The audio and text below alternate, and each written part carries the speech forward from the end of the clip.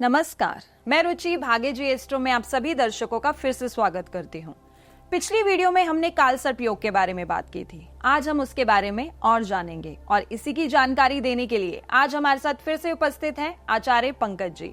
तो आइए मिलते हैं पंकज जी से। नमस्कार पंकज जी। नमस्कार पंकज जी, तो काल सर्प योग के कितने प्रकार होते हैं और ये हमारे जीवन पे किस तरह प्रभाव डालते हैं? जी, देखिए ज्योतिष में 12 राशियां और 12 काल सर्प योग होते हैं। तो पंकज जी, जो 12 काल सर्प योग है वो कौन कौन से होते हैं? जी, देखिए सर्वप्रथम पहला काल सर्प योग जो है उसे कहते हैं अनंत काल सर्प योग। लगन से सप्तम भाव तक बनने वाले इस योग को अनंत काल सर्प योग कहा जाता है। इस योग के कारण जातक को मानसिक अशांति, जीवन में अस्थिरता, कपट बुद्धि, प्रतिष्ठा में हानि, वैवाहिक जीवन का दुखमय होना इत्यादि प्रभाव देखने को मिलते हैं। जातक को आगे बढ़ने के लिए काफी ज्यादा संघर्ष करना पड़ता है। ऐसे व्यक्ति मानसिक रूप से हमेशा ही अशांत रहता है। पंकज जी, ये तो आपने पहले काल सर्प योग के बारे में बताया, अब दूसरे के बारे में भी बता दीजिए। देखिए दूसरे काल सर्प योग का नाम है कुलिक काल सर्प योग। द्वितीय स्थान से अष्टम स्थान तक पढ़ने वाले इस योग के कारण जातक को स्वास्थ्य में हमेशा कोई ना कोई दिक्कत रहती है। जीवन में आर्थिक पक्ष को लेकर काफी ज्यादा संघर्ष करना पड़ता है। जातक की कर्कश वाणी अर्थात बहुत कड़वी वाणी हो जाती है, जिसके कारण कलह वगैरह उसके हो सकते हैं। साथ ही वह पारिवारिक विरोध और अपयश का भागी बनता है। योग की तीव्रता के कारण विवाह में विलंब के साथ और भी कई प्रकार के दोष उत्पन्न होते रहते हैं। तीसरे काल सर्प योग को कहते हैं वासुकी काल सर्प योग। पंकज जी, वासुकी काल सर्प योग क्या होता है? देखिए वासुकी काल सर्प योग जो है ये योग तृतीया से लेकर नवम भाव तक बनता है।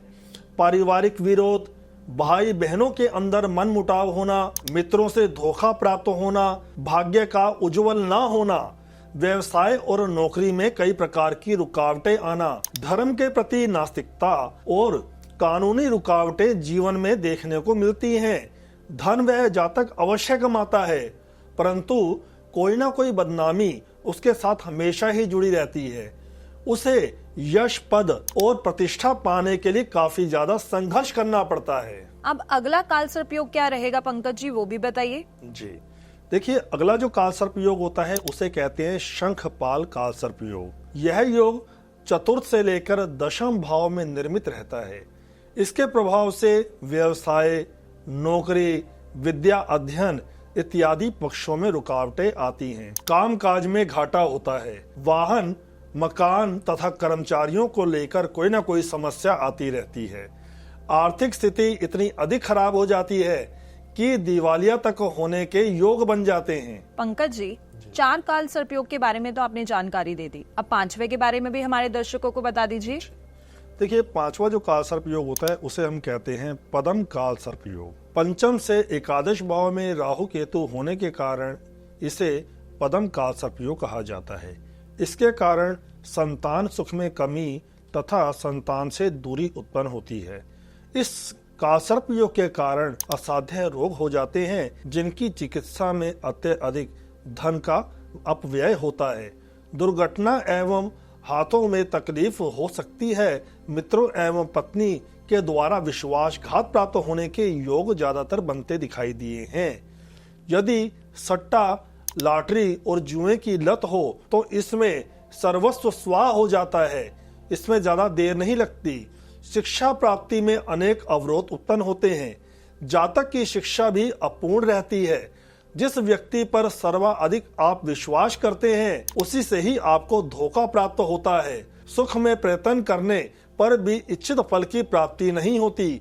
पूरा जीवन संघर्ष पूर्ण रहता है। पंकज जी, अब अगले काल सर्प योग के बारे में भी कुछ बताइए। जी, देखिए छठा काल सर्प योग का नाम है महापदम काल सर्प योग। 6 से 12 भाव तक इस योग में हमेशा पति पत्नी के अंदर डिवोर्स होने का योग, चरित्र में गिरावट आती है, शत्रु हमेशा प्रहार करने की कोशिश करते हैं, यात्राएं भी इस समय में अधिक होती हैं, आत्मबल के अंदर गिरावट देखने को मिलती है, प्रयत्न करने पर भी बीमारी से छुटकारा नहीं मिल पाता तथा गुप्त शत्रु निरंतर षड्यंत्र करते ही रहते हैं। 7वें काल सर्प योग को कहते हैं तक्षक काल सर्प योग। तो पंकज जी, तक्षक काल सर्प योग होता क्या है? देखिए तक्षक काल सर्प योग जो होता है सप्तम से लेकर लगम तक यह योग बनता है। इसमें सर्वाधिक प्रभाव वैवाहिक जीवन को, संपत्ति आदि को पड़ता है।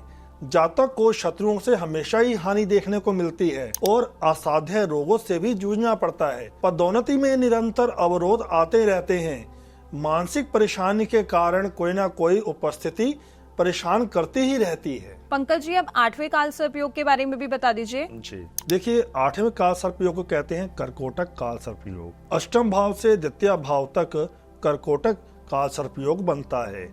जातक रोग और दुर्घटना के कष्टों को उठाता है। ऊपर से कई प्रकार की बाधाएं आती रहती हैं। आर्थिक हानि, व्यापार में नुकसान, नौकरी में परेशानी, अधिकारियों से मनमुटाव होता रहता है, मित्रों से हानि तथा पार्टनरशिप में धोखा मिलता है। रोगों की अधिकता तथा ऑपरेशन वगैरह या फिर जहर का डर और अकाल मृत्यु का भय हमेशा लगा ही रहता है। देखिए अगला जो काल सर्प योग है वह है शंखनाद अर्थात शंखचूड़ काल सर्प। पंकज जी, इसके बारे में भी हमारे दर्शकों को बताइए विस्तार से। देखिए जो ये काल सर्प योग है ये योग नवम से तृतीय भाव तक निर्मित होता है। यह योग भाग्य को दूषित करता है।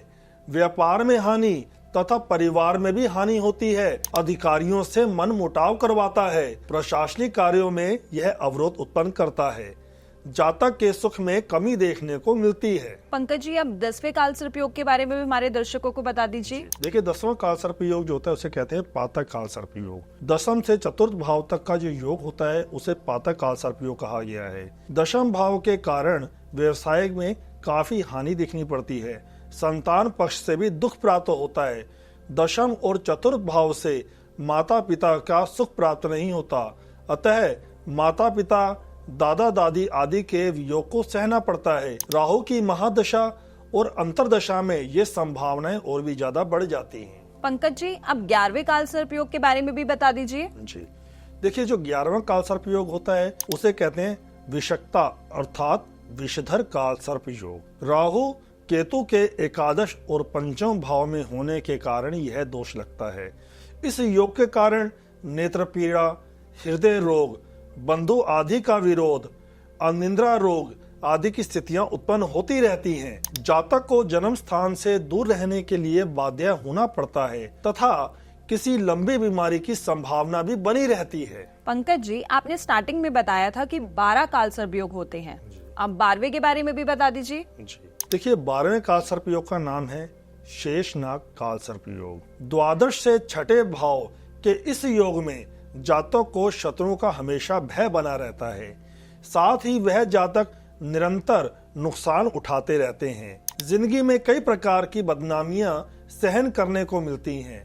नेत्र की शल्य क्रिया अर्थात ऑपरेशन करवाने का योग बनता है। कोर्ट कचहरी के मामले में पराजय मिलती है। धन्यवाद पंकज जी आपका इतनी अच्छी जानकारी देने के लिए। तो दर्शकों, आज हमें पंकज जी ने काल सर्प योग के बारे में इतनी अच्छी जानकारी दी। अगर आपको भी इससे रिलेटेड कोई जानकारी चाहिए तो स्क्रीन पे दिए गए नंबर पर आप कॉल कर सकते हैं या हमारी वीडियो पे कमेंट भी कर सकते हैं। तब तक के लिए धन्यवाद।